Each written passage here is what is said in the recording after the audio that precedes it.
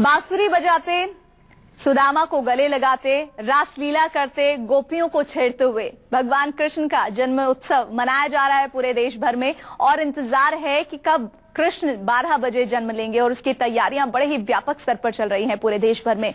मथुरा, साथ ही साथ मुंबई, इसके अलावा दिल्ली के इस्कॉन टेम्पल की खूबसूरत एक अलग ही छटा बिखेरने वाली तस्वीरें हम आपको दिखा रहे हैं। लेकिन सबसे जो ज्यादा चर्चाओं में इस दौरान एक खेल रहता है वो है दही हांडी की परंपरा, जिसकी तस्वीरें हम आपको दिखा रहे हैं। और जैसा मैं लगातार आपको बता रही हूँ कि दही हांडी की परंपरा ये सिर्फ एक खेल नहीं है, ये एक परंपरा नहीं है, ये अपने आप को सभी साथियों को एकजुट प्रदर्शित करने का वो अवसर है, वो मौका है, जिसमें ये संदेश जाता है कि एकता में कितना बल है और एकता जब होती है तो कोई भी चुनौती कितनी छोटी, कितनी आसान हो जाती है।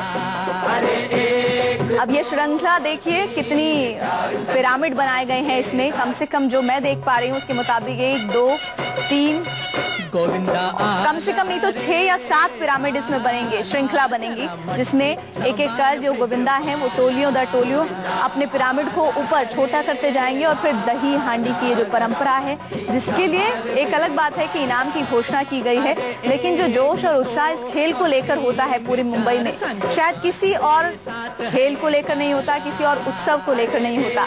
और सबसे नायाब बात यह है कि इसमें सिर्फ पुरुष यानी गोविंदा ही नहीं, बल्कि गोपियां, महिलाएं भी शामिल होती हैं, उनकी भी एक अलग से टोली है। और आपको ये भी जानकर हैरानी होगी कि लगभग 3000 मुंबई की ऐसी जगह हैं जहां पर छोटी बड़ी दही हांडी प्रतियोगिताएं आयोजित होती हैं।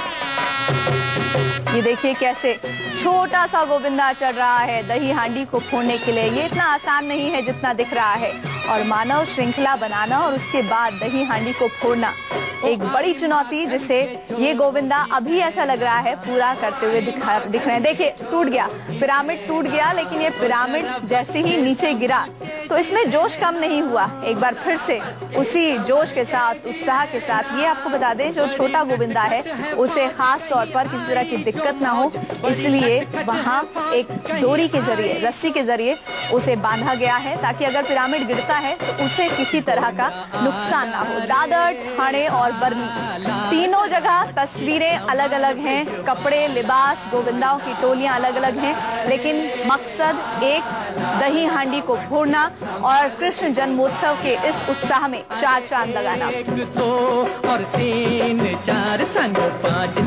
महिला गोविंदा, गोपियों की टोली आप देख रहे हैं, और जब गोपियों की टोली होती है तो बहुत ही आकर्षण का केंद्र और भी हो जाता है। वैसे ये कहा जाता है कि श्री कृष्ण जो हैं खास तौर पर गोपियों को बहुत परेशान करते थे, उन्हें रिझाते थे, लेकिन अब ये गोपियां दही हांडी फोड़ रही हैं और ये बहुत मुश्किल होता है ऐसा कर पाना, लेकिन फिर भी जोश किसी में भी कम नहीं है।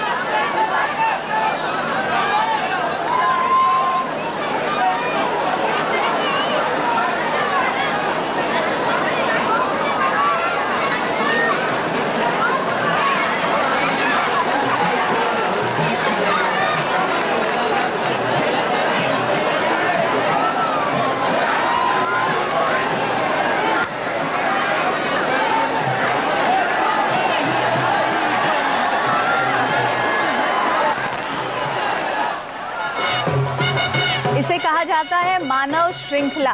देखिए मानव श्रृंखला बनी और टूट भी गई, लेकिन कहते हैं ना कि एक प्रयास किया है और 1000 प्रयास अगर आप असफल रहे हैं तो एक प्रयास और कीजिए। ऐसा ही कुछ इस दही हांडी प्रतियोगिता में भी देखने को मिलता है, और उसी के साथ वो जोश लगातार बढ़ता चला जाता है और प्रयास भी और गहरा और मजबूत होता जाता है। विनोद लगातार हमारे साथ बने हुए हैं। विनोद, हम तस्वीरें देख रहे हैं, गोपियां लगातार प्रयास कर रही हैं, असफल जरूर रह रही हैं, लेकिन जोश में कोई कमी नहीं दिख रही है।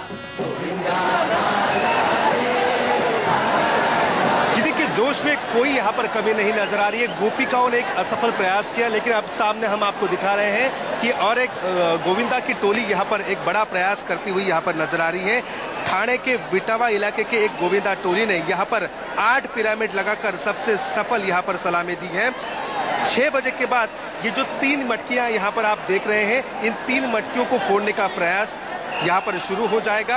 अभी फिलहाल जो भी यहाँ पर गोविंदा आ रहे हैं वो 7 से 8 पिरामिड यहाँ पर लगाएंगे, और जिनको शाम को फिर से एक दोबारा मौका दिया जाएगा।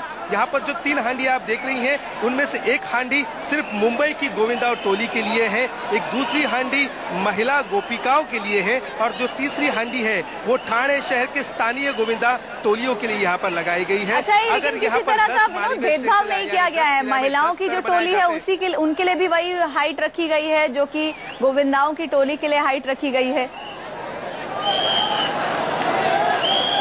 देखिए, हाइट वही रखी गई है, लेकिन जब महिला गोविंदाओं की टोली अब तक सिर्फ 7 स्तर तक ही या 7 पिरामिड तक पहुंच चुकी है, इसके आगे वो नहीं प्रयास कर पाती, लेकिन इस बार 8 स्तरों का प्रयास किया जाएगा।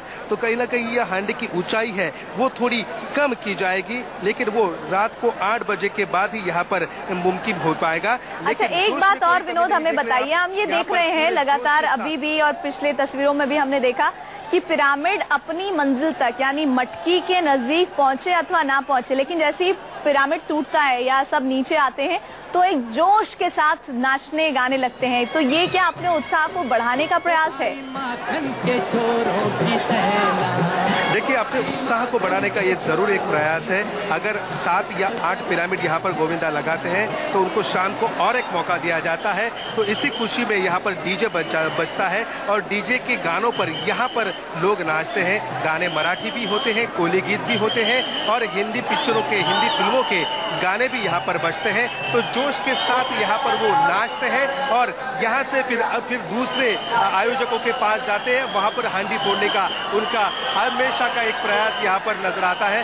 देख सकते हैं कि फिलहाल सारे गोपिका और जो गोपी है वो एक ही मांग कर रहे हैं भगवान से कि बरखा रानी यहाँ पर मेहरबान हो, और बरसात अगर अच्छी होती है तो कहीं ना कहीं हांडी फोड़ने के लिए आए हैं गोपी और गोपिकाओं में एक अलग जोश यहाँ पर नजर आता है और जोश उफान पे हो जाता है। धूप खिल चुकी है, बरखा रानी यहाँ पर अगर मेहरबान होगी तो ये उत्साह में जोश और जुनून जो है वो दुगने तरीके पे हमें यहाँ पर आपने अभी बरखा रानी का जिक्र किया। वंदना, मैं आपके पास आऊं, लेकिन उससे पहले मैं विनोद से एक और प्रश्न करना चाहती हूँ। विनोद, अभी हमने देखा था कि कुछ आर्टिफिशियल तरीके से बारिश करने की कोशिश की गई थी, वो उस माहौल को बनाने की कोशिश जिसे गोविंदा उम्मीद लगाए बैठे हैं कि बरखा रानी हो, वर्षा हो और माहौल और ज्यादा भक्तिमय हो जाए।